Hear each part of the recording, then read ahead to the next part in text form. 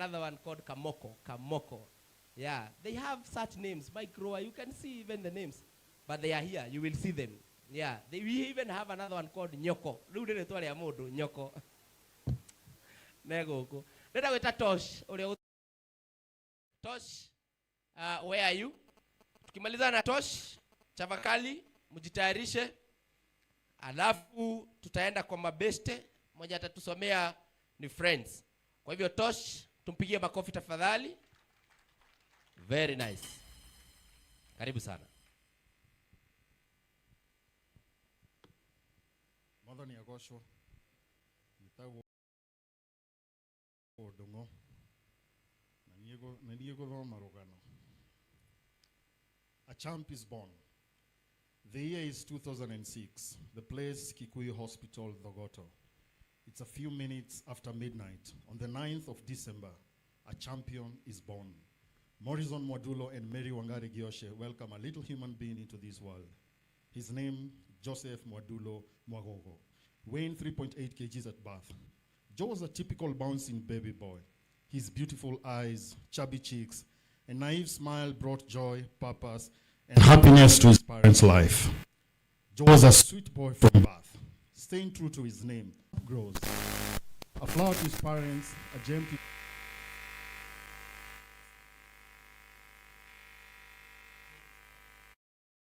he was a brave, charming, and lovable boy. Joe was caring and very accommodating. Mom's fondest moments was when Joe, at 3 years, dragged her to their neighbor's house to check on a baby who was intensely crying. She remembers Joe rushing towards the little girl, comforting her. This was Joe, the selfless, caring boy. Just like any other growing boy, Joe was adventurous, playful, and curious. He had his moments, like when he was stuck on top of a tree while harvesting the neighbor's mangoes and had to fight a dog. Chelsea remembers when he would hide underwater at the swimming pool, then prank his friends by touching their feet. He was so full of life, so full of energy. He was so glad when he got a baby brother, Jeremy. He became Jeremy's basketball coach and protector. Jeremy might have lost a tooth in the process, but hey, who's counting? Joe was a true big brother. A champ goes to church. If train up a child in the way he should grow, and when he is old, he will not depart from it, was an example, it would be Joe. He loved God and was not afraid of declaring it. He was a leader and an achiever, even from a young age. Abby remembers their moments at the Word of Life camp, a Bible camp that he frequently attended during the school holidays.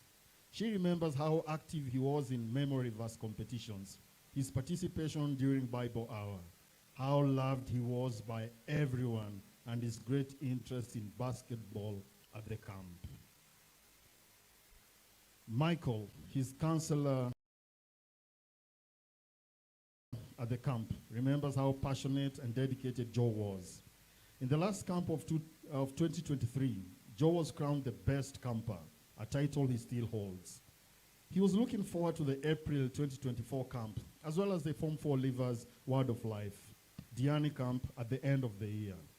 He also wanted to become a counselor at the same camp after clearing school. A champ conquers all fields. Joe's parents are both artists. Apart from playing a few small acting roles in church, he paved a different path for himself, that of active sports. He was an all-rounded champion who left a lasting mark in everything he touched. Dulo, as his friends call him, could perfectly play the trumpet in the school's band. He could play the drums and the melody. He could swim effortlessly and was also an excellent gamer. In football, Dulo was a winger, and a good one at that. His favorite team was the Blues, Chelsea. He loved Manchester United and was always bantering Norman and his other Man U friends. I'm sure the April 4th game between Chelsea and Manchester United would have been one of his best moments this year. His GOAT in football was CR7, Cristiano Ronaldo. Basketball, this was his other great love. He was a shooting guard. To put it in perspective,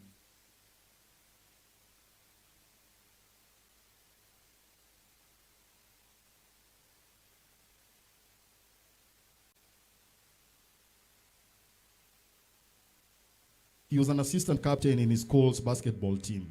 That's how good Dulo was on the pitch. Basketball brought so much joy to him. In return, Dulo used the same game to impact the lives of others. He was a trainer, a young coach, and a great encourager of many. He once came across a 22-year-old boy who was drowning into drugs while trying to deal with grief.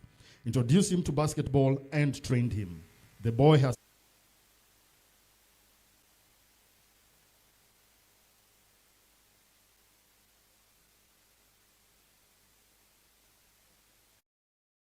three in class rankings. His time at Singibora Nursery School and the Green Garden School were some of his parents' proudest moments. One of his longest friends, Melvin, remembers how great a person he was in primary school. His favorite subjects were geography, CRE, and Kiswahili. He was a darling to the teachers and students, participated in almost all the activities, clubs, and still maintained an excellent performance. For his secondary education, Joe joined Chavakali High School, some 390 kilometers away from home.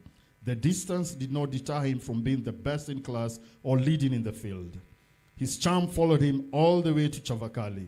His liveliness and charisma will remain engraved in the lives of his friends.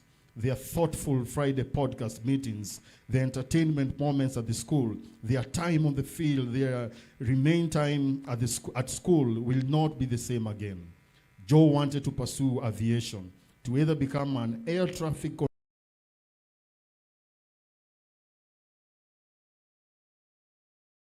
controller, ATC, or a pilot, and still maintained an excellent performance. For his secondary education, Joe joined Chavakali High School, some 390 kilometers away from home. The distance did not deter him from being the best in class or leading in the field. His charm followed him all the way to Chavakali.